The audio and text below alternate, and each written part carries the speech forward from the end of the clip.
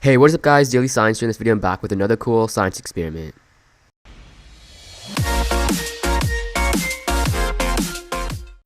So for this science experiment you will need borax, cornstarch, a measuring cup, glue, food coloring, and 2 mixing bowls.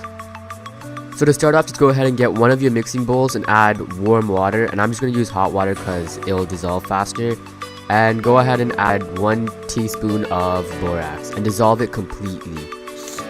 Now go ahead and get your second bowl and add 1 tablespoon of liquid glue. Now this step is completely optional, you don't have to add food coloring, but if you want to give it a certain color, just go ahead and add a couple drops of food coloring. Next, just go ahead and add 1 tablespoon of cornstarch.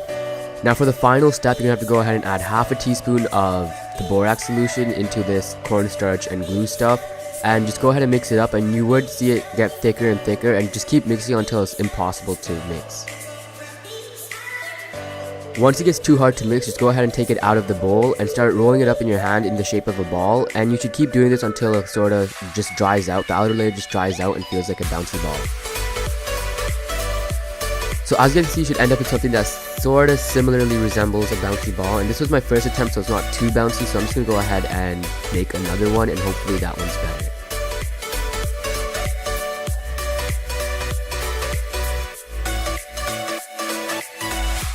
So the second time around, this one kind of looks pretty much the same, but when you bounce it, it's a little bit more bouncy. What I did was I added a little bit less cornstarch, and yeah, so that ended up with a little bit more bouncy ball. So I think you should use a bit less than half a tablespoon of corn.